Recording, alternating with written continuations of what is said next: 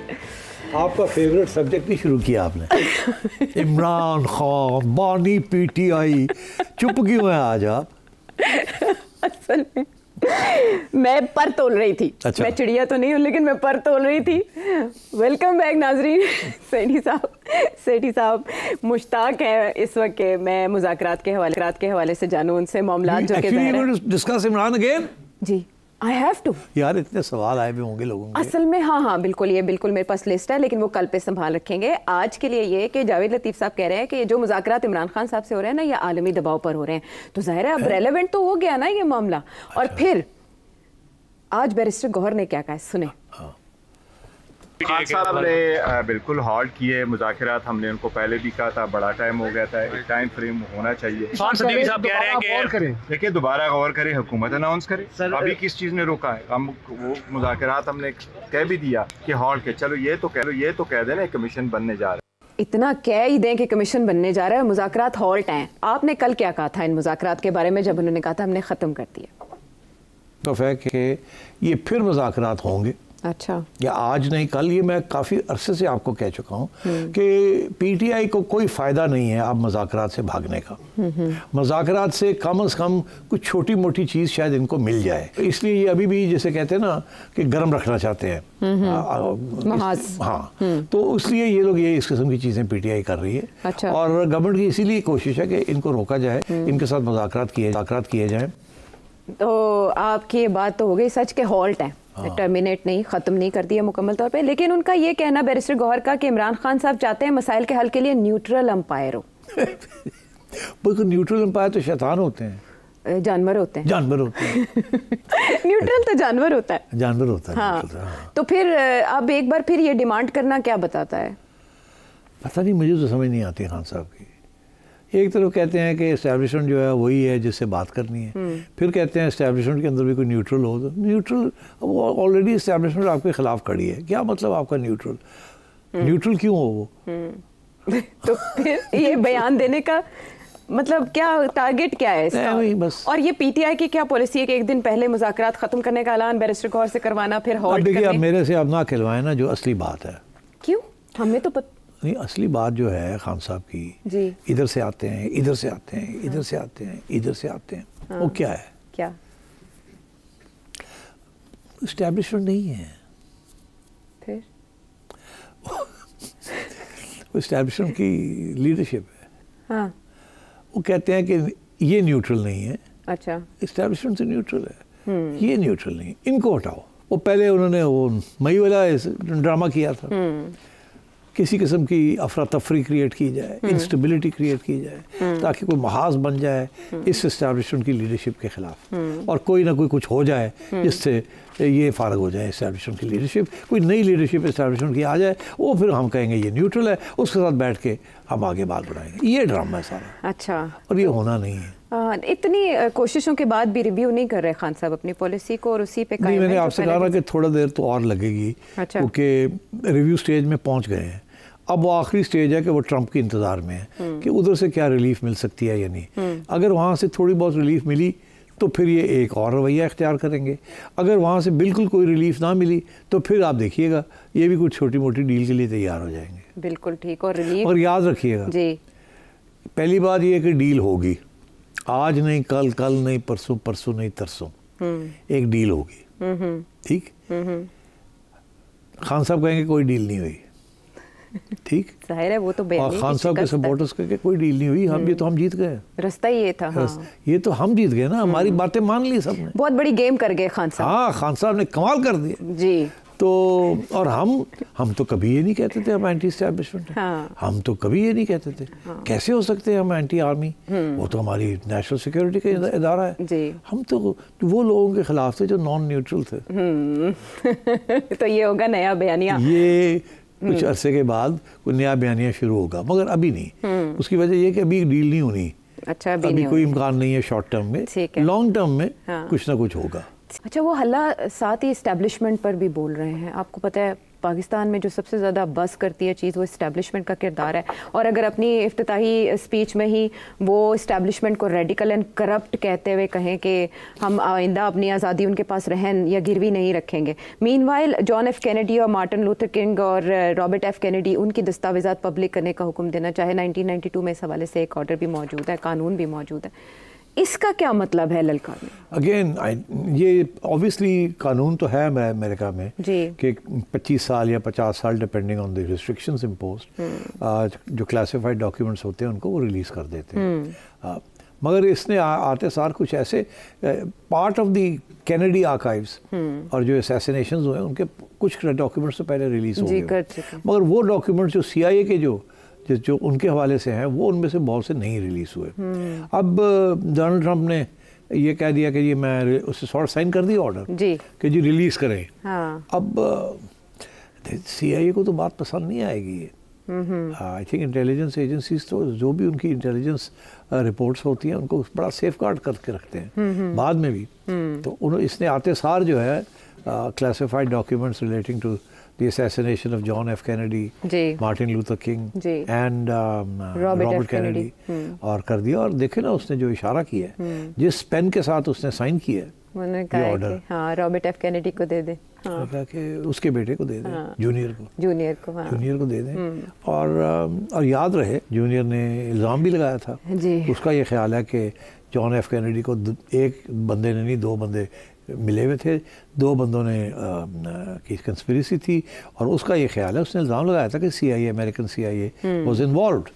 और इसी तरीके के साथ जब उसको पूछा गया कि भाई तुम्हारे वालिद साहब जो थे उनका भी जो असैसिनेशन हुआ उसमें भी तुम you think CIA was involved, तो उसका ये कहना I don't know for sure but मेरा ख्याल है कि उधर भी बिकॉज डोंट फॉरगेट कैनेडी ने शुरू में जब वो आया था तो कैनेडी ने भी एंटी एस्टैब्लिशमेंट पोजीशन इख्तियार की थी अबाउट वॉर्स। अच्छा, वॉर्स के बारे में he was also anti the American influence outside creating new war situations। तो सारी इंटेलिजेंस कम्युनिटी जो और मिलिट्री इंडस्ट्रियल कॉम्प्लेक्स जो है वो तो वॉर्स के ऊपर जिंदा है। वॉर्स के ऊपर सारी रिसर्च टेक्नोलॉजी हो रही है ऑन वॉर लाइक वेपन्स, जहाँ से फिर उनकी कमर्शियल यूजेस निकलती हैं। All this rocketry and everything else eventually these are all research projects undertaken by the Pentagon and outsourced to private contractors। और उसमें से फिर private uses भी निकलती हैं of this new technology etc। तो इसलिए I think this is जैसे कहते हैं ना आते सार उसने एक शॉट फायर कर दिया as a warning shot to the establishment कि मैं आपके सीक्रेट्स जो हैं उसको भी नहीं प्रोटेक्ट करूंगा। तो फिर देखते हैं क्या होता है। तो ये लॉन्ग टर्म पॉलिसी को इफेक्ट कर सकता है अमेरिका की? पिछला दौर तो इनका मुख्तलिफ था अब से। हाँ नहीं इतना नहीं था अग्रेसिव जितना अब वो अग्रेसिव हो गया है। बट क्योंकि उसको ये भी है ना कि देखिए आपको याद होगा कि जब ये इलेक्शन हारा है जो बाइडेन के मुकाबिल जब इलेक्शन हारा था तो इसने जो ये May 9 कर दिया था वहाँ अटैक कर दिया था 6 जनवरी इसने वो करवा दिया था। ठीक है, इनका इसकी आ जाओ अटैक कर दो, ठीक है, कैपिटल हिल। हाँ, और उस वक्त इसने अपने मिलिट्री चीफ ऑफ स्टाफ को कहा था कि आप सेट द ट्रूप्स आउट। उसने इनकार कर दिया था, तो उसका नाम भी है हिट लिस्ट के ऊपर। अच्छा, हाँ वो फायर कर दिया है। मार्क मिली की बात कर रहे हैं? हाँ बिल्कुल, हाँ उसको फायर कर दिया आते सार ठा करके। तो अब बात ये है कि एक तरफ ये किया है, दूसरी तरफ वो जो लोग थे जिनको सजाएं हुई थी सबको पार्डन कर दिया। हाँ, सबको पार्डन कर दिया आते सार, मतलब भी पहुंचा नहीं है तो पार्डन कर दिया। एक दिन आने से पहले ही उनकी साइन करके बैठा हुआ था कि इनको। अब उनको क्या पैगाम मिला है? उनमें से कुछ लोगों ने तो ट्वीट्स भी किए हैं, कहते हैं जी कि हमसे गलती हो गई, हमें इस दफ़ा तो अब मैंने बहुत सी बंदूकें ख़रीद ली हैं। एक बंदा अभी जेल से आया बाहर, उसने कहा कि मैं तो तैयारी कर रहा हूँ, मैंने तो हथियार ख़रीद लिए इस दफ़ा, और इस दफ़ा तो मैं कुछ और करूँगा। इसी तरीके के साथ किसी और ने भी इसी किस्म की बात की है कि अगले राउंड में हम ये करेंगे और वो करेंगे और वो करेंगे। तो इस किस्म की बातें भी शुरू हो गई हैं वहाँ। तो दिस वेरी डेंजरस। आपने इनकरेज किया है किस्म के ऑल दोज जिन्होंने लॉ ब्रेक किया और एक इंसरेक्शन करने की कोशिश की, तो अब उनको आपने पार्डन कर दिया। और वो तो बिल्कुल जिसे कहते हैं ना खरांट हो गए हैं। वो कहते हैं ऐसी की तैसी, हमारा प्रेसिडेंट आ गया है, अब हम हथियार भी रखेंगे, ये भी करेंगे, वो भी। और वैसे ही हथियार हैं अमेरिका के अंदर तो बहुत से हथियार हैं, हर एक के पास ही लाइसेंस्ड वेपन्स हैं। तो बात यह है कि इसके साथ तो दिलेरी और होगी to commit acts, unconstitutional acts. तो ये आई थिंक इस किस्म की चीज़ें अब अमेरिका में लोग बड़े परेशान हैं कि होगा क्या। तो इसके जवाब में दुनिया से रिस्पांस आप कैसा आता देख रहे हैं? स्पेशली चाइना एंड रशिया कैसे रिएक्ट करेंगे? सऊदी अरब के साथ तो, सऊदी वली अहद के साथ तो उनकी बात भी हुई है। सऊदीज़ को उसने 2 बातें कही हैं। उन्होंने कहा कि देखिए हम आपका डिफेंस करते हैं, अब आप भी अपना मेहरबानी करें और पैसे खर्च करें और अपना डिफेंस जो है वो भी आप अपने हाथों में लें। सऊदी अरेबिया ने कहा कि जी हम 600 बिलियन 600 बिलियन हम और इन्वेस्टमेंट करेंगे जी। तो उसने कहा कि जी 600 बिलियन हम इन्वेस्ट करेंगे जी। और उसने आगे से कहा नहीं ये काफ़ी नहीं है, आप 1 ट्रिलियन करें 1000 बिलियन आप इन्वेस्टमेंट करें। सऊदी अरेबिया को कहा है। अब वो इन्वेस्टमेंट का नाम लिया जा रहा है, दरअसल कुछ और चीज़ है। वो हथियार खरीदे हमसे, इन्वेस्टमेंट करें इन दी अमेरिकन आर्मामेंट्स इंडस्ट्री, वहाँ से आप ऑर्डर्स प्लेस करें for weapons and that is your investment in the American economy and also investment in your own defense। तो उनको तो ये कह दिया, साथ ये कहा कि तेल की कीमत कम करें। तो आप सोचिए वो किस किस्म की चीज़ें सोच रहे हो। तो दोस्ताना ताल्लुकात रहेंगे फिर भी इन डिमांड्स के बाद। मसला सबसे बड़ा क्या है कि ये सारे मुल्क जो हैं ये सारे इतने डिपेंडेंट हो चुके हैं अमेरिका के ऊपर कि ये आंखें भी नहीं दिखा सकते। अगर दिखाते हैं तो वो डिपेंडेंसी की वजह से ये क्रिपल हो जाएंगे। तो इसलिए अब इसके साथ डील ही करनी पड़ेगी। हर एक को बैठना पड़ेगा अक्रॉस द टेबल और कोई ना कोई डीलें करनी पड़ेगी अपने आप को बचाने के लिए। और अगर ये पुल आउट करता है तो बड़ा तकलीफ होगी सबको। ठीक। और what about the Abraham accord? आपने कहा अब्राहम अकॉर्ड्स इसने किए थे जो आगे फॉलो अप नहीं हुए जी। अब्राहम अकॉर्ड्स यही थे कि इजराइल को आप रिकग्नाइज करें और हम आपके जो ज़मीनें आपकी छीनी गई हैं और वो उसको हम वापस करवाते हैं और 2 स्टेट सोल्यूशन की तरफ चलते हैं। और इस बेसिस के ऊपर कुछ 3-4 अरब ममालिक ने इजराइल को डिप्लोमेटिक रिकग्निशन देने का फैसला कर लिया था। आखिरी स्टेज पे वो सऊदी अरेबिया पीछे हट गया क्योंकि ये सारा मसला शुरू हो गया था, ये जो हमास वाला है जी। और अब वो रुका हुआ सब कुछ जी। अब ये आया और कहता है मैंने वही जो जहाँ मैंने बात छोड़ी थी उसको पूरा करना है। और ये भी कहता है कि मैंने नेतान्याहू को भी टाइट करना है, मिलने जा रहे हैं। हाँ, उसको भी मैंने कहना पीछे हटो और इनको मैंने कहना तुम भी पीछे हटो। तो नहीं तो इजराइल को मैं कहूँगा मैं नहीं सपोर्ट करता तुम्हें और उधर उनको कहूँगा कि मैं तुम्हें नहीं करता। और दोनों जो है उसके बगैर रह नहीं सकते। तो he is got a leverage बड़ी है ना अमेरिका के पास, इजराइल के ऊपर भी और मिडिल ईस्टर्न कंट्रीज के ऊपर भी। हाँ, अच्छा खासा शोरगुल है पॉलिसीज़ के हवाले से, बहुत सी डायमेंशन जो है वो खुल रही हैं, बहुत से पहलू हैं सिट सब। लेकिन हम चाह रहे हैं कि हम इंपॉर्टेंट एस्पेक्ट्स ही देखें जिनसे ये खिता मुतासर हो सकता है। दुनिया के मुतासर होने की तो हमने बात कर ली, तो आते हैं पाकिस्तान, इंडिया एंड चाइना की तरफ। अमेरिकन प्रेसिडेंट के ये जो ऑर्डर्स हैं या इनके जो इकदाम हैं वो आने वाले दिनों में इन ममालिक को कैसे मुतासर करेंगे? देखिए आप शुरू कर लें, पाकिस्तान से कर लेते हैं। पाकिस्तान में एक परसेप्शन क्रिएट की गई है पीटीआई ने कि डोनाल्ड ट्रंप आएगा और टाइट करेगा हमारी इस्टेब्लिशमेंट को और इमरान खान के साथ सॉफ्ट पोजीशन होगी क्योंकि वो दोस्त भी रहे ना, अपना दोस्त कहते हैं।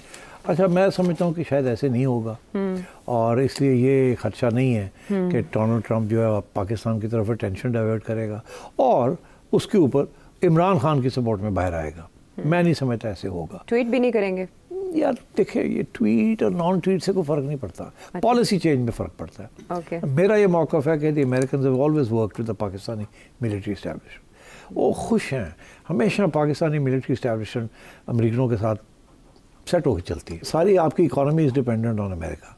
सारी आपकी तजारत जो है वो अमेरिका से और वेस्टर्न से, चाइना से आपकी कोई तजारत नहीं है। चीज़ ख़रीदते हैं बेचते हैं तो कुछ भी नहीं है। तो रशिया से कुछ नहीं है, तो ईरान से कुछ नहीं है, इंडिया से कुछ नहीं है, तो फिर है किसके साथ? यूरोप के साथ और उधर अमेरिका के साथ, दैट्स इट। और थोड़ा सा इधर उधर। तो आई थिंक